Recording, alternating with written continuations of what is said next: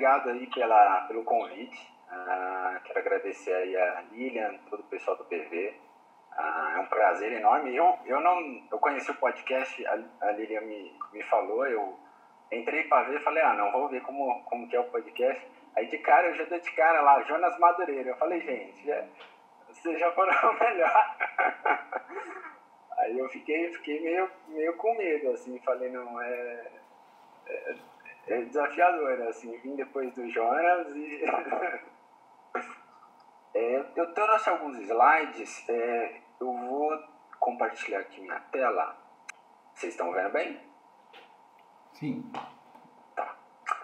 Então, essa é uma apresentação que eu montei primeiramente lá eu fiz algumas modificações nela para apropriar um pouco mais do que a gente vai falar hoje. Foi uma apresentação que eu fiz para a minha igreja. Eu sou membro da Igreja Presbiteriana de São Caetano. Trabalho no mercado financeiro, formei em ciência e tecnologia, faço matemática.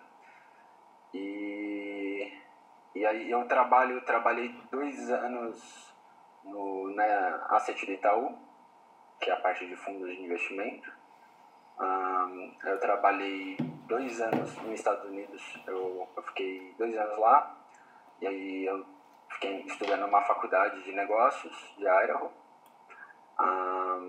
Aí eu vim para o Brasil e hoje eu trabalho na Asset do Santander, né?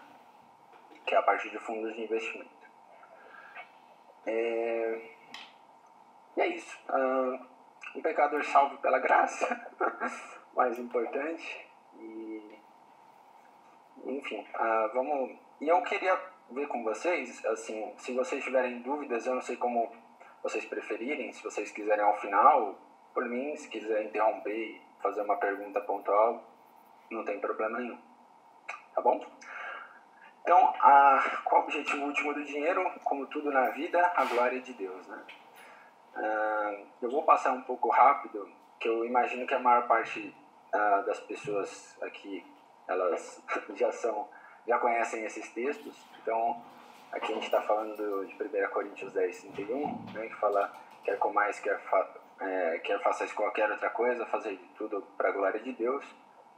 E o trabalho, para algumas pessoas, é um castigo, mas a gente vê que antes mesmo do homem pecar, Deus ele ordena o trabalho, né? Então a forma que Deus atribui para a gente conseguir o nosso dinheiro e os nossos recursos é por meio do trabalho honesto, né?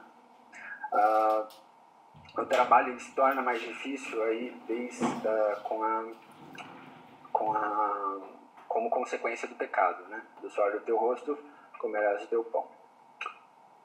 A produção de riquezas, e aí eu estou chamando de produção de riquezas, a produção de bens e serviços, de produtos e serviços, é uma coisa que está bem clara na Bíblia, né? A gente vê a mulher virtuosa, ela é colocada como um exemplo de mulher a ser seguida, né? Em Provérbios, e fala, olha que interessante que fala dela, que ela busca linho, trabalha com boa vontade com suas mãos, como um navio mercante, ela traz de longe o seu pão, levanta-se mesmo à noite. Isso aí está em Provérbios 31, 13. E aí, enfim, fala de várias tarefas aí que ela faz. E a gente vê que ela é colocada isso como um exemplo a ser seguido, né? E Paulo tem a exortação aos Tessalonicenses, né, que o apóstolo Paulo, ele fala que quem não quiser trabalhar, não coma também, né? Então, o trabalho, a importância do trabalho honesto também é muito vista na Escritura, né? Em Efésios 4, 28, Paulo fala aquele que roubava ou explorava fraudulentamente, que pare com isso de uma vez, que antes trabalhe e que ganhe a sua vida pelos seus próprios méritos, honestamente, de forma até a poder ajudar os menos favorecidos, né? Então, antes ele roubava e agora ele vai ser o cara que vai abrir mão pelos outros, né? Então, é uma forma de usar o seu dinheiro para a glória de Deus. Não cobiçar o que Deus deu para outras pessoas, né? Em Êxodo 20 é um dos mandamentos, né? Dos 10 mandamentos, não cobiçarás a casa do teu próximo, a mulher do teu próximo, e aí coisa nenhuma que pertence ao seu próximo. Aqui a gente vê na parábola aquela parábola dos trabalhadores da vinha, a gente vê que eu vou resumir a parábola para não ler o texto inteiro. O dono da vinha negocia com o trabalhador uma quantia de 1 denário para ele trabalhar o dia todo. E aí, no meio da tarde, ele contrata outros trabalhadores pagando a mesma coisa. O trabalhador falou, olha, não é justo isso. Aí o dono da vinha fala, eu não estou sendo injusto com você, né? Não foi isso que a gente combinou, né? Então vá, receba o que é seu. E se eu quero dar o meu acaso, né? Ele fala, dependendo da tradução, ele vai falar, acaso eu sou mau, eu deixo de ser bom porque seus olhos são maus, né? E nessa tradução aqui, que se eu não me engano é a tradução da nova linguagem de hoje, a nova tradução na linguagem de hoje, fala, não tenho o direito de fazer o que quero com o meu dinheiro, ou você que está com inveja porque sou generoso. Isso aí está em Mateus 20, do 1 ao 16. Então você vê que, embora Jesus estava nesse texto falando sobre a relação de gentios e judeus, né, a gente vê que ele traz uma ideia moral de Jesus. A ideia moral de Jesus é de que você, de certo modo, tem uma liberdade para fazer o que quiser com o seu dinheiro, né? Então, de fazer um sistema de contratos, negociar isso de acordo com o que você combinou, contratou, e isso deve ser um sistema contratual e tal. O cristão também deve pagar os seus impostos, né? Usar seu dinheiro para pagar os seus impostos. Os impostos, embora a Bíblia diga aqui também em Provérbios 29:4, que quando o governo cobra impostos demais, a nação acaba na desgraça. A gente vê tanto em Romanos 13 como na carta de Pedro que nós devemos pagar os impostos porque o governo, a autoridade governamental, é servo de Deus, ministra da justiça para punir quem pratica o mal, né?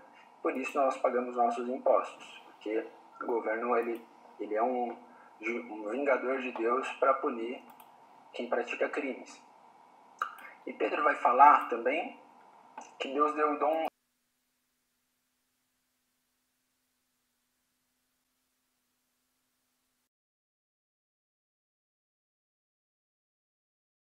mas ajuntai tesouros nos céus, onde a traça nem a ferrugem consome, onde os ladrões não minam nem roubam.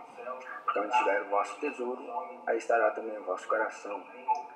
Ganhe o máximo que puder e economize o máximo que puder, porém dê o máximo que puder. Assim dizia John Wesley, né? E aí eu fiz um quadrinho aqui sobre o equilíbrio da vida cristã, né? Vou passar rápido, mas basicamente você deve confiar no Senhor, investir os seus recursos, né? Parábola aí dos talentos, né? Ser generoso, porque Deus ama quem dá com alegria, e calcular os riscos. Desse a gente vai falar um pouquinho mais adiante. E aí eu queria começar assim, por que eu deveria poupar o meu dinheiro?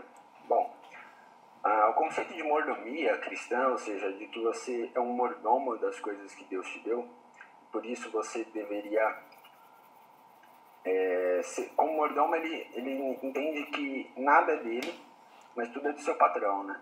Mas ele tem liberdade para agir dentro do que o seu patrão permite, e ele vai responder como se fosse dele. Ele vai agir, ele age como se aqueles bens, e cuida como se aqueles bens fossem propriedade dele.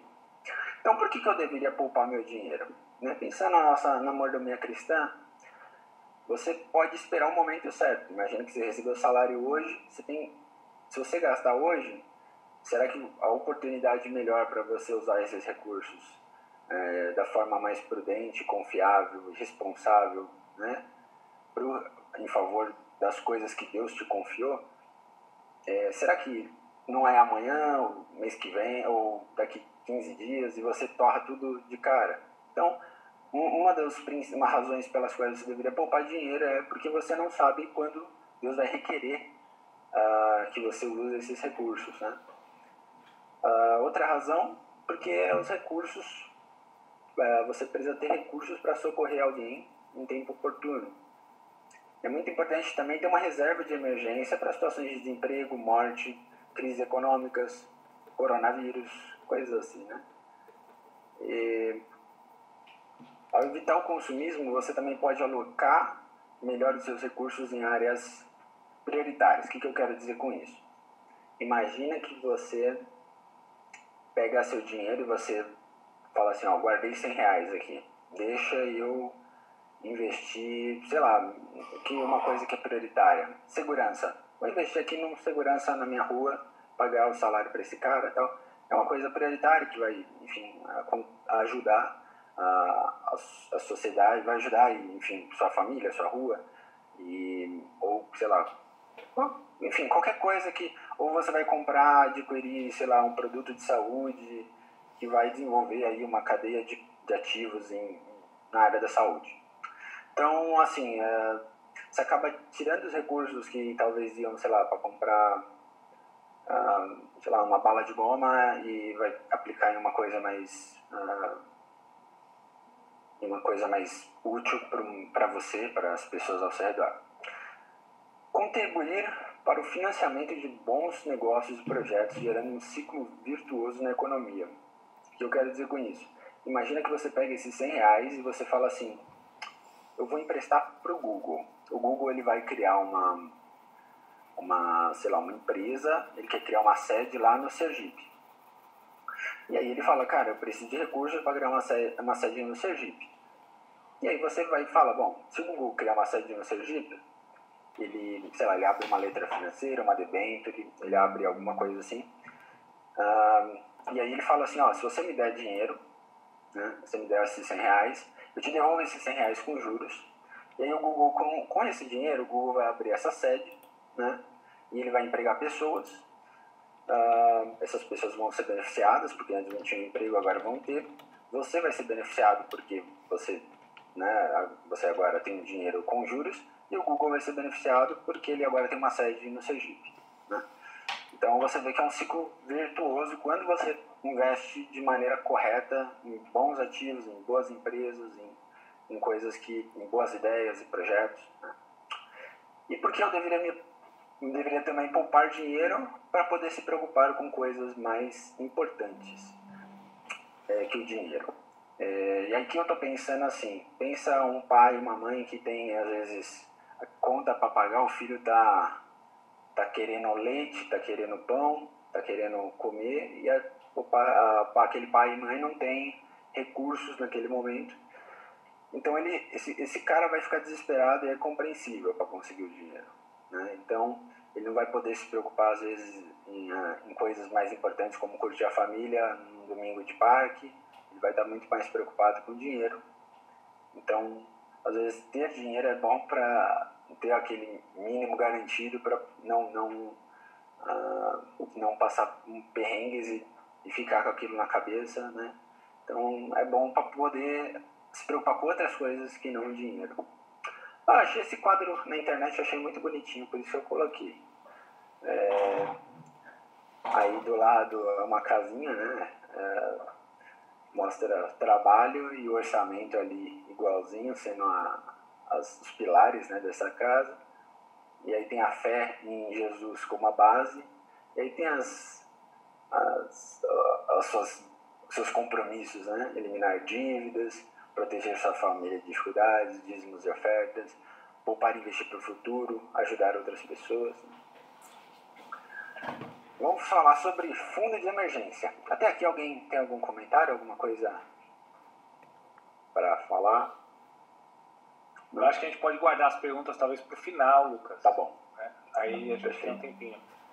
Uma pergunta agora é se existe algum lugar onde você poderia disponibilizar Claro. os seus slides, porque realmente tem bastante conteúdo aqui e a gente tem pouquinho tempo, mas talvez algumas pessoas queiram. Se tiver algum lugar, você dá um toquezinho pra gente, a gente coloca no link no YouTube para o pessoal fazer download, coisas assim. Legal. A gente pode colocar então no YouTube, pode ser? Sim, não tem problema. Tá no Google, a gente coloca o link lá. Beleza. Bom, fundo de emergência. Né? A Bíblia fala que a chuva cai sobre justos e injustos, então é importante a gente ter um fundo de emergência, ter aquele recurso, aquele dinheiro que a gente, poxa vida, sofremos uma demissão agora, vamos pensar no cenário agora, Covid, né? Muita gente desempregada, tá difícil, tá com pouca liquidez no mercado, assim, de trabalho, tá muito difícil arrumar emprego, enfim. Como que a gente... Imagina que você é uma pessoa que não é tão qualificada assim, e você fala, poxa, eu preciso de tanto tempo para me manter, né? E às vezes é um profissional liberal, é uma pessoa que não tem carteira assinada e tal.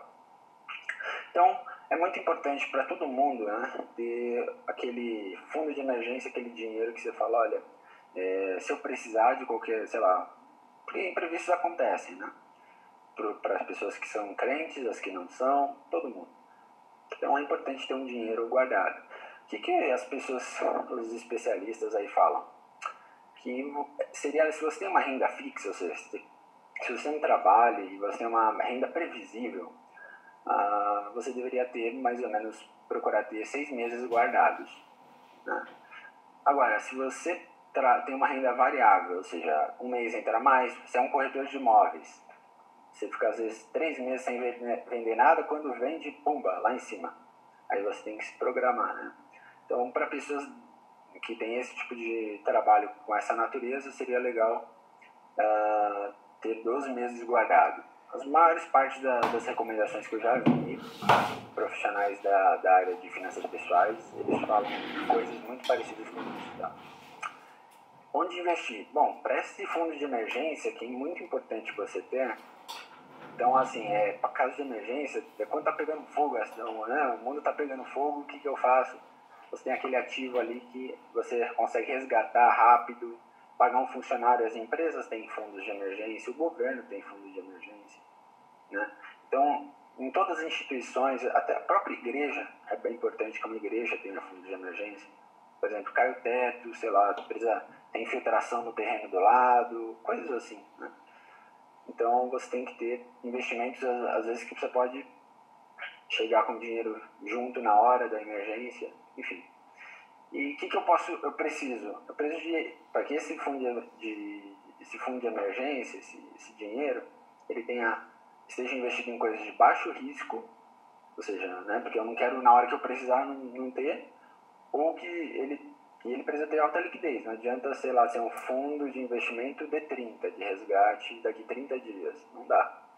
Então, boas práticas seria CDBs, né? Eu coloquei um coraçãozinho aí, ó, acho que dá uma olhada, CDB, porque o CDB ele tem uma vantagem, que ele tem um fundo garantidor de crédito. Você está emprestando para alguém.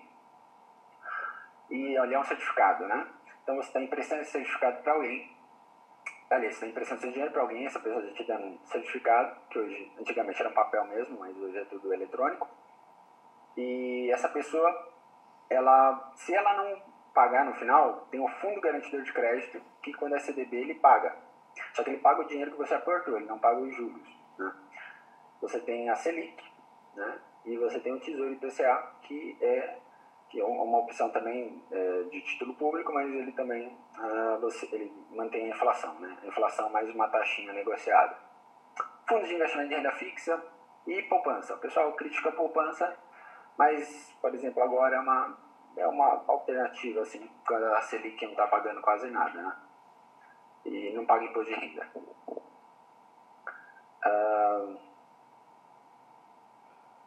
Mas, enfim, por que eu deveria ter uma previdência privada? Esse também é um tema que eu acho muito legal, pouco falado, assim, no ambiente de igreja. Eu ouvi uma vez só uma pessoa falando sobre isso, né? Por que eu deveria ter uma previdência privada? Eu acho que a gente tem até esse texto aí de Paulo, né, como uma base de 2 Tessalonicenses 3:8. Ele fala assim, ó: nem de graça comemos o pão de homem algum, mas com trabalho e fadiga, trabalhando noite e dia para não sermos pesados a nenhum de vós. Não porque nós não tivéssemos autoridade, mas para vos darem nós mesmos exemplo para nos imitar. Então Paulo, quando ele estava, né, entre os membros dessa igreja, ele trabalhou, né, mesmo ele sendo pastor, ele teria o direito de de viver do trabalho, né, de ser sustentado pela igreja, uma vez que esse era o trabalho dele, né? Então, ele fala que o trabalhador é digno de seu salário, os trabalhadores que mais fizerem eram dignos de dobrados honorários, mas ele não quis ser pesado para a igreja e decidiu trabalhar. E a gente, pensando no futuro, a gente não sabe como a gente vai chegar lá, né? Eu não sei se eu vou chegar com saúde, quanto que eu vou ter que gastar com remédio.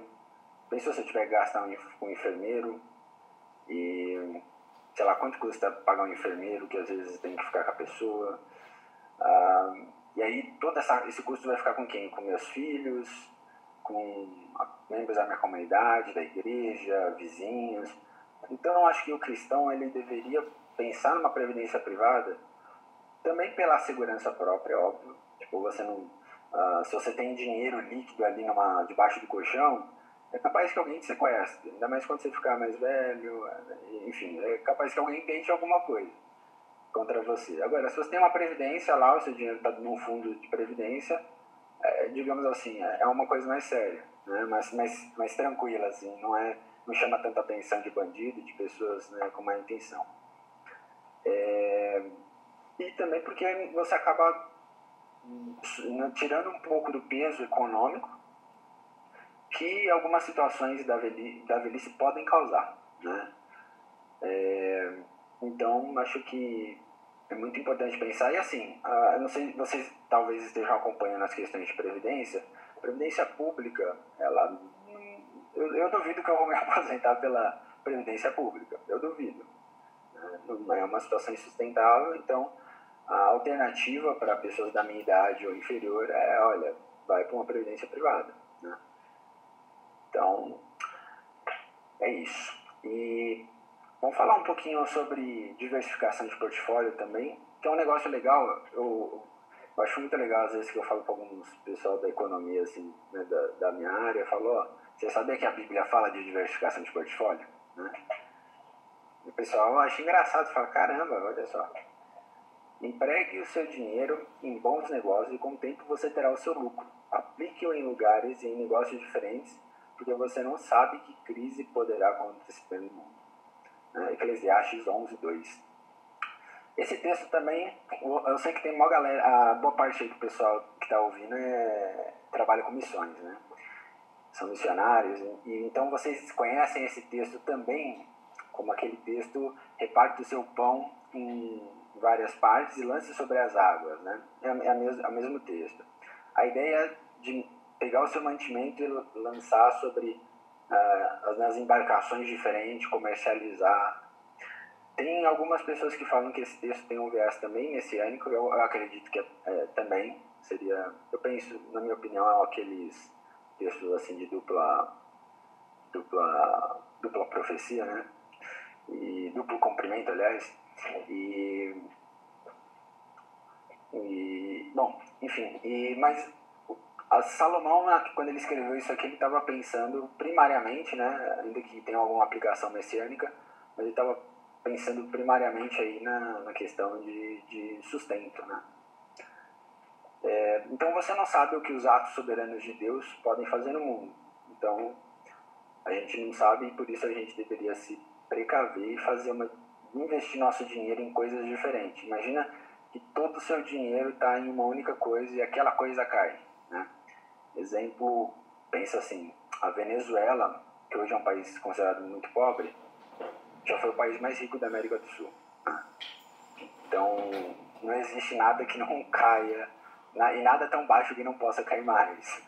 Então, é muito importante você diminuir seus riscos, investir em coisas diferentes, em segmentos diferentes. Às vezes o cara fala, não, beleza, vou investir em coisas diferentes. Ele compra ação do Itaú, ação do Bradesco, ação do Banco do Brasil, ação...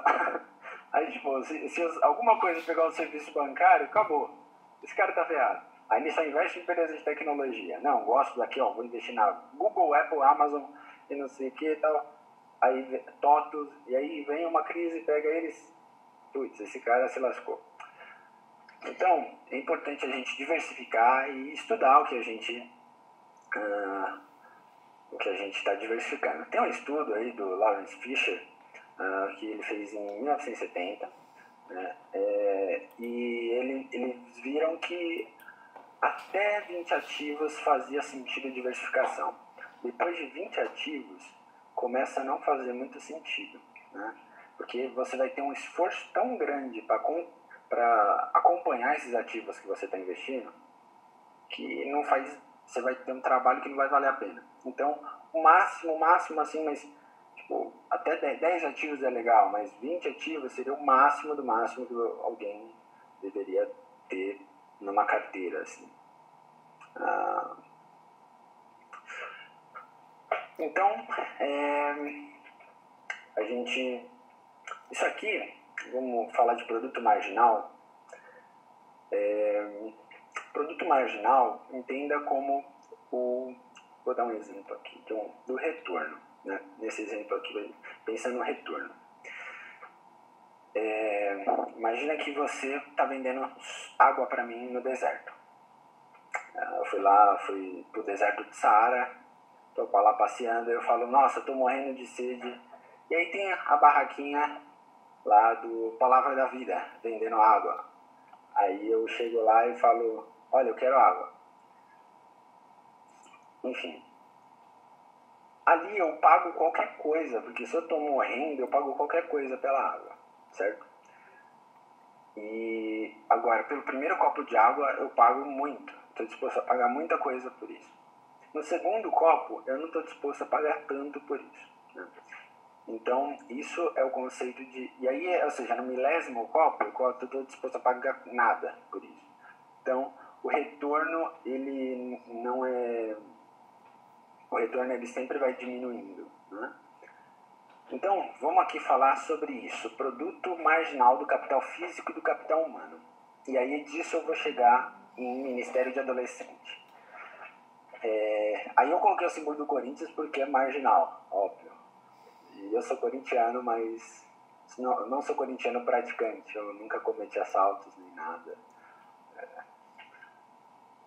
E aqui, ó, imaginem esse gráfico. No podcast acho que o pessoal não vai ouvir, né? Não vai ver o gráfico. Então deixa eu ilustrar o gráfico. Você tem um eixo cartesiano, x e y, né? A parte horizontal do gráfico, você tem a quantidade investida por uma pessoa. E no eixo y você tem o retorno disso, né? E aí você tem duas retas. Uma reta e uma curva. Uma reta que está passando, ela é paralela ao eixo x, né? Então ela está cortando ali no meio do y e paralela ao x. Enfim, e esse a gente vai chamar de capital físico. O que é o capital físico? O capital físico é máquinas, empresa, ações, títulos públicos, títulos privados. Isso é capital físico, né? Sei lá, uma máquina industrial, qualquer coisa assim.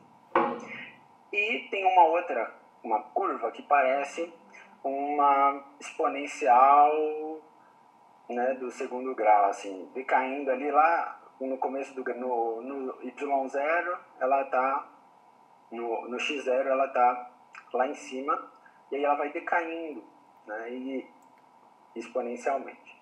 Isso é o capital humano, né? Então, assim, o que esse gráfico nos mostra? Imagina que uma pessoa, ela tem, por exemplo, ela estuda... Aliás, ela tem R$100 por mês. Um bom exemplo. Ela tem R$100 por mês. O que é melhor essa pessoa fazer? Ela investir em capital humano ou capital físico?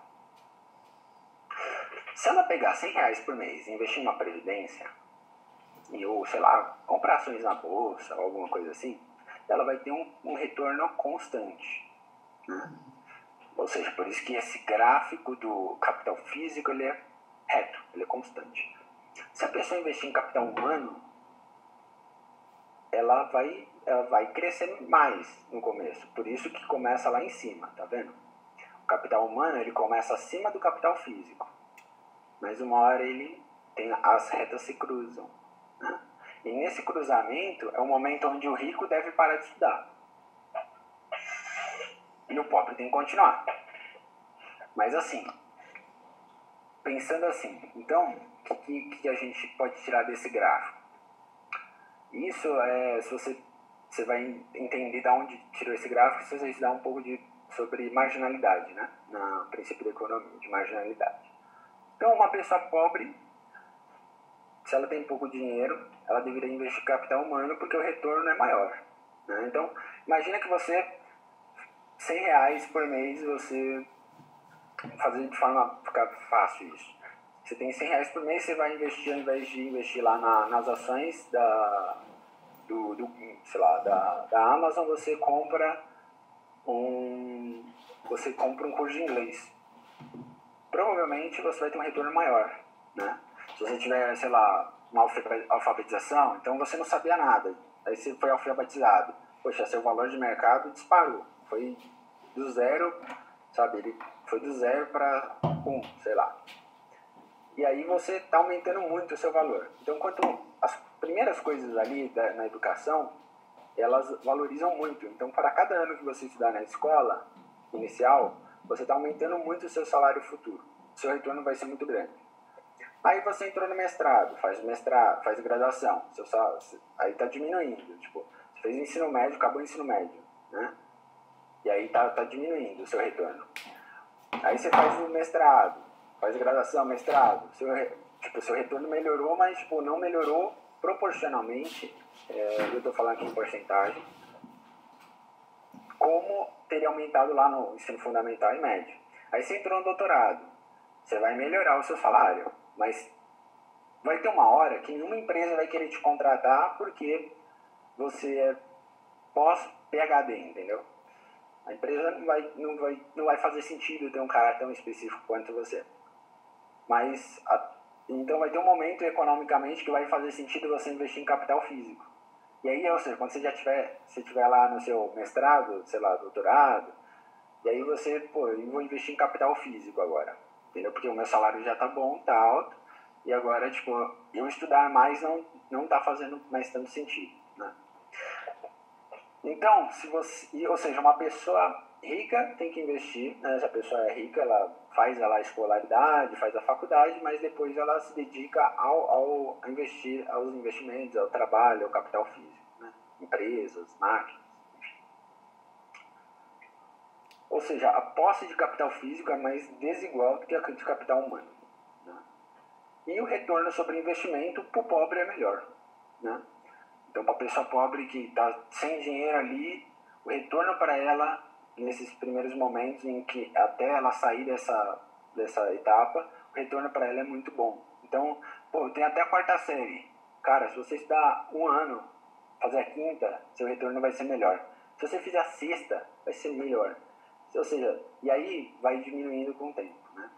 Vai chegar no mestrado, doutorado, PhD, aí vai diminuindo. Então, assim, se nasceu pobre, faça como eu, estude. Por isso que eu estudo, porque... Bom, então, era isso que eu queria... Por que eu achei legal trazer isso? Porque, às vezes, é muito comum um adolescente querer ganhar dinheiro rápido. Porque, sei lá, você quer dinheiro, você quer independência dos pais, enfim, tá na fase de rebeldia também, tudo. Aí ele quer ser independente, quer ser dono do próprio nariz e tal. Tá vendo? Não é inteligente ele largar os estudos para ganhar dinheiro, né? Mais inteligente, ou tipo assim, tem que fazer uma previdência, né? Aí ele quer guardar dinheiro, assim, os R$100 lá quando ele é adolescente. Não faz sentido. Depois você vai ganhar uma bolada de dinheiro. Quando você souber, hoje você não sabe fazer nada, né? Então, você tem que ser estagiário, vai ser trainee, você vai crescendo na carreira, vai sendo, né, aprendendo. Então, quanto mais você aprender, mais bagagem você vai ter. Você vai fazendo curso de inglês, de francês, de não sei o quê. Isso é muito mais importante, faz muito mais sentido, né? O seu retorno lá, depois você vai ganhar uma bolada de dinheiro para pagar a previdência, vai compensar tudo que você deixou de pagar quando você era novinho, sabe? Então, vale mais a pena estudar. Sobre o mercado financeiro, uma coisa que eu queria dizer assim, ninguém sabe do futuro. Ninguém. Então, tipo, quando eu entro no YouTube, eu sempre vejo alguém, sempre alguma recomendação de investimento, alguma coisa. Inclusive eu vou fazer uma no final desse vídeo aqui, eu vou fazer uma recomendação de investimento, a única que eu vou fazer. Vou fazer uma mega recomendação de investimento. Mas, enfim, depois vocês vão descobrir. Mas ninguém sabe do futuro, né? Então, assim, eu já vi ótimos gestores, pessoas muito boas. Aqui é uma foto lá do Itaú, tá? A da esquerda do Santander, aqui do Itaú. Isso foram... e aí, imagina que sei lá, isso eu vi acontecer, tá? O cara muito bom faz uma carteira perfeita. Fala, não, esse governo aqui vai alavancar. Agora vai. E aí, tipo, e todos os dados, tudo, tipo, sendo frio, calculista, é aquilo, vai dar certo. E aí faz uma ligação do cara. Putz. E agora, né? Ou seja, você pode ter um plano perfeito, você fala, cara, mas pode dar errado. E você pode ter, e tem gente que às vezes faz aquela carteira nada a ver e o cara dá sorte, entendeu? Então, assim, isso é um desincentivo ao estudo?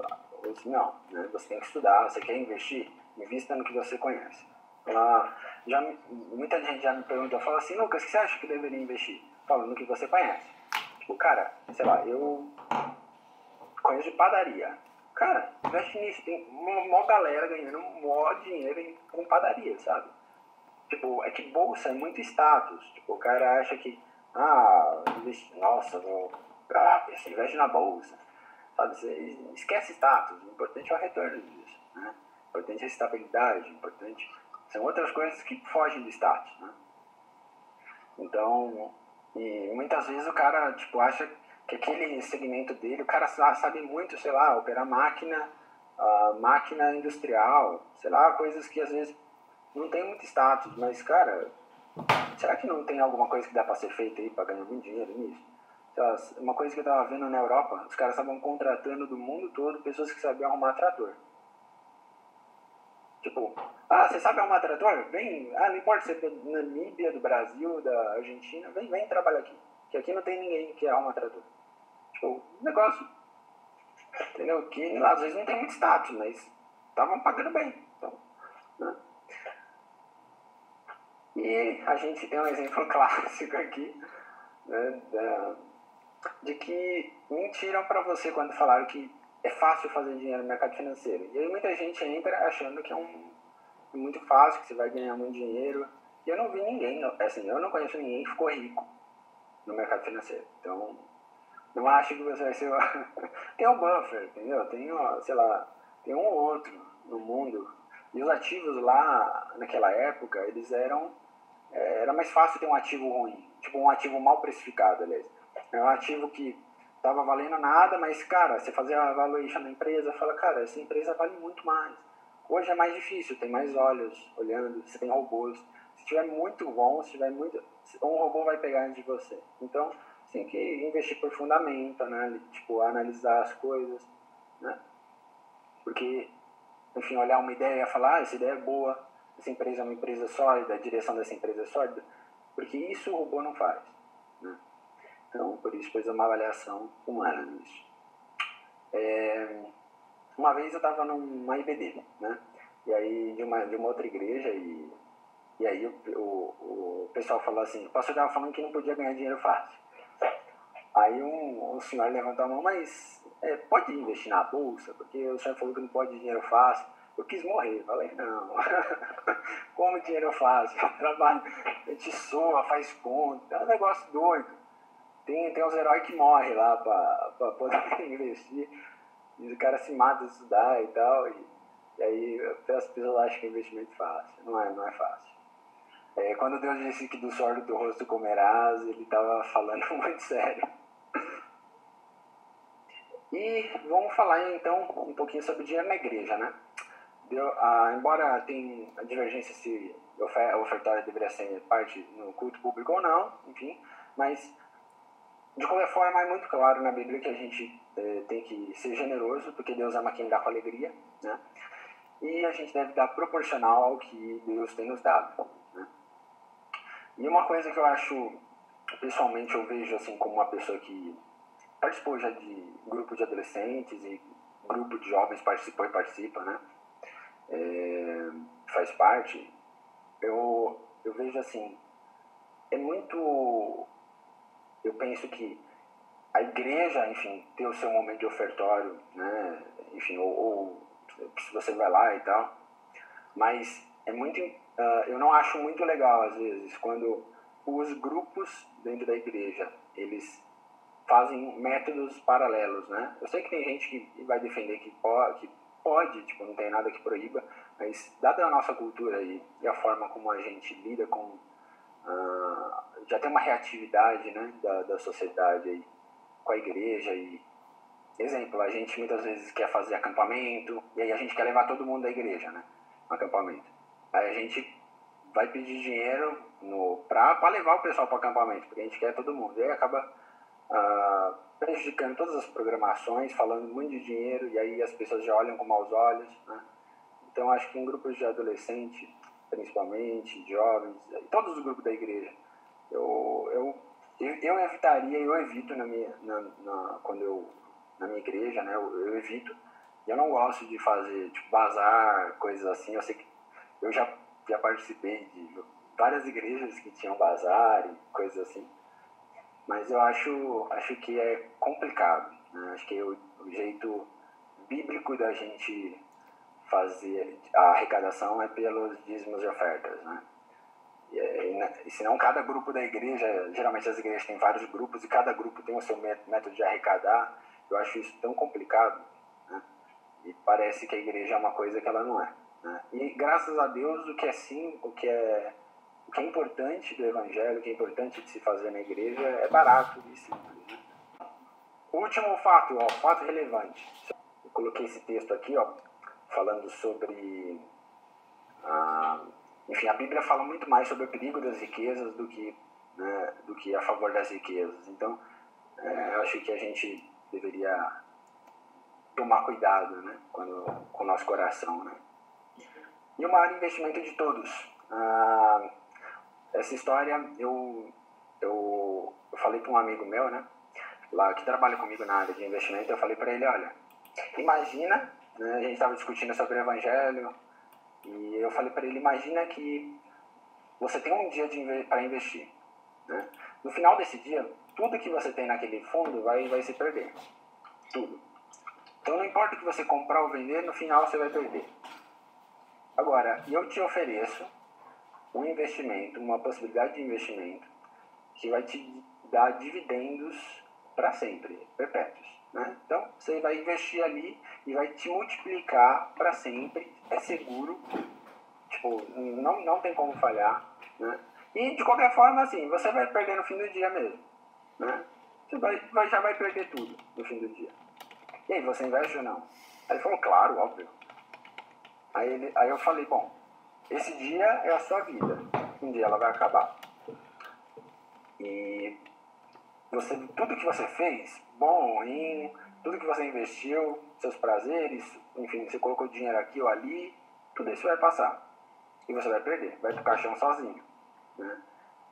E aí eu estou chegando com uma oportunidade. Olha, se você entregar a sua vida a Cristo, você vai ter uma rentabilidade, o verdadeiro tesouro de forma acrescida e eterna, né? E isso não falha, isso não cai, isso não tem como falhar. É isso, tá bom? As perguntas aí, pessoal. Tava travado o meu áudio aqui. Legal. A gente tem uma pergunta da Carol. Então, Carol, queria que você abrisse seu áudio e pudesse fazer sua pergunta. Daí, logo depois da Carol, eu vou chamar o Orley também, que ele tem uma pergunta para fazer. E também o Roberto tem uma pergunta para fazer, né? Então, Carol, pode falar. Pode ficar à vontade. Eu coloquei aqui e eu coloquei que não sei se a pergunta cabia também, mas qualquer coisa, não sei se o Robertinho consegue responder. Acredito que sim, né, Roberto? Coloquei por que o dízimo é só 10% e se convém no futuro, assim, que eu não trabalho no caso, mas se no futuro se convém eu dar mais do que isso, se couber, assim, no meu orçamento, no meu bolso. A pergunta é para mim ou é para Roberto? Ah, é pra quem souber. É pra você, Lucas. A pergunta Lucas, é pra você é o nosso convidado. Eu tenho a tá bom, resposta não, nessa beleza, pergunta tá bom. aqui, mas a pergunta... Tá bom, ó. Minha igreja, por exemplo, entende o dízimo como um mandamento válido para o Novo Testamento. Eu, particularmente, entendo como um bom costume, uma boa tradição da igreja.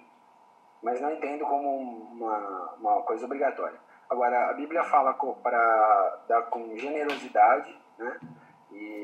Ou seja, geralmente a gente fica muito preso aos 10%, ao Então, valor lá. mas generosidade não é na hora da oferta e não do dízimo? Porque são Desculpa? coisas distintas, né? A generosidade na hora da oferta, não é?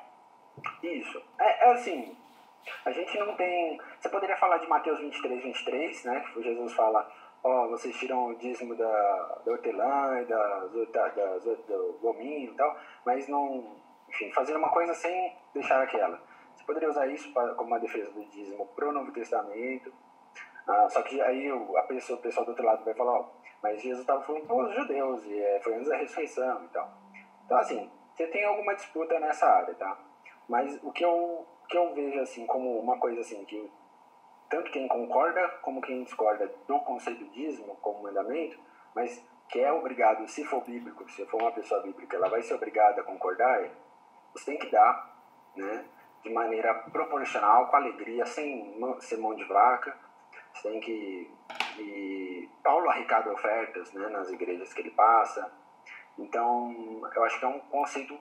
Agora, eu acho que ficar preso aos 10%, eu acho, honestamente, deve ser até mais que 10%. É que quando você pensa em algo proporcional, né, e algo... O que é proporcional? É uma porcentagem do seu salário. E quando você pensa em algo constante, né, que, sem avareza e tal, e você pensa no referencial, né, acho que por isso que o dízimo se mantém, porque o pessoal pensa, qual referencial que a gente tem de porcentagem? Tem um dízimo no Antigo Testamento. Então, será que, se Deus aceitava no Antigo Testamento, será que ele não aceita hoje? Né? Então, mas é assim, eu particularmente acho que, dependendo da situação da igreja, de missionários e tal, tem que ser até mais que 10%. Acho que, eu penso, no mínimo 10%. Posso ajudar, talvez? Por favor. Os 10% é um índice, tá bom? No Antigo Testamento, os judeus não contribuíam 10%. Eles tinham 3 dízimos. Dois deles que aconteciam regularmente e um deles que acontecia a cada triênio. Então o judeu dava, né, o Lucas, que é das exatas, ele vai fazer a conta e vai ver que vai dar uma dízima periódica, 23,333, enfim. O judeu não dava 10%, ele dava mais. Então, se eu for querer pegar a lei e seguir o numerinho que estava lá, se você estiver dando entre 10% e 23%, você ainda está atrás do que eram os dízimos do Antigo Testamento.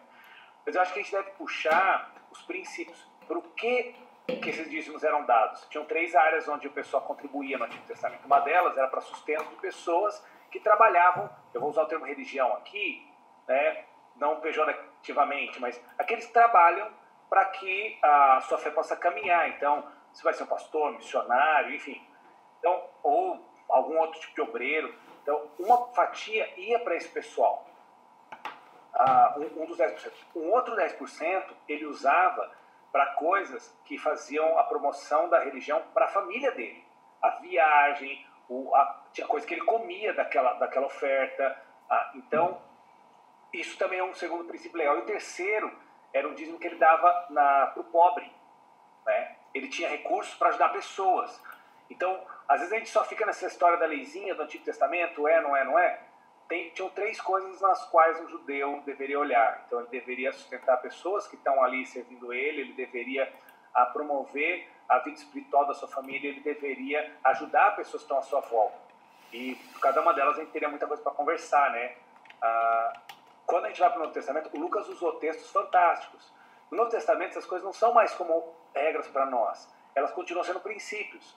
Mas essa generosidade, ela perdura. Então, eu já dei a minha cota de ajudar pobre, né? Eu dei para mim mesmo, porque eu sou pobre, então eu dou para mim mesmo. Também dei minha cota de ajudar missionário, porque eu sou missionário, então eu dei para mim mesmo. se Deus está me dando recursos, eu posso ser esse canal de bênção na vida de pessoas que estão à minha volta. E acho que estou falando demais, mas o Lucas falou de princípios de guardar para eu poder ver a melhor forma que Deus quer que eu invista as coisas, né?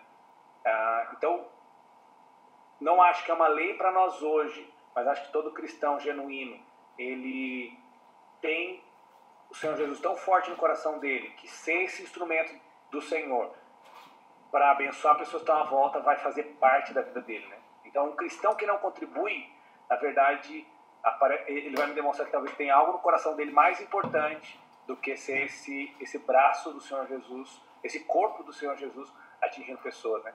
Mas enfim, fecha parênteses. Desculpa, Lucas, aqui na matéria de panorama do Antigo Testamento, compartilha sobre isso também. Aqui, eu acho que eu nem devia continuar respondendo. Não, que isso. Legal. Orley, pode abrir seu áudio, pode fazer sua pergunta para o Lucas? Lucas, como tornar atrativo e motivar o adolescente, o jovem, a investir e poupar de forma correta, sem negligenciar o compromisso com a igreja?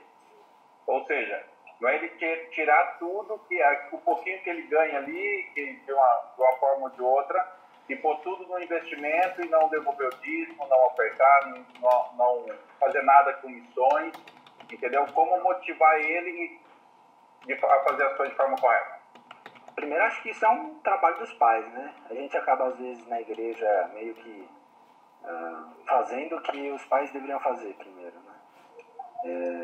Então, a gente acaba nascendo no mundo, e eu acho que essa visão é bom tirar dos adolescentes, isso. Você parece que você...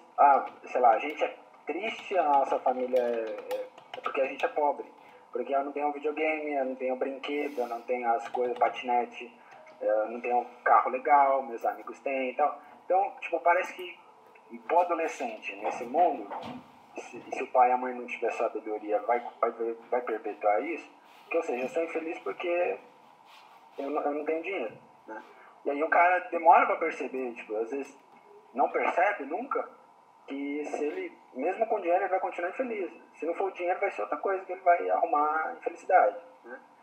Então, acho que a gente mostrar para ele, ó, dinheiro não traz felicidade, martelar isso na cabeça das pessoas, e, tipo, tipo assim, eu acho que às vezes até chamar os pais e falar, olha, sei lá, fazer alguma coisa na igreja que os pais dêem algum dinheiro, ainda que for pouco, sei lá, R$1, e o menino ir lá e poder doar, entendeu?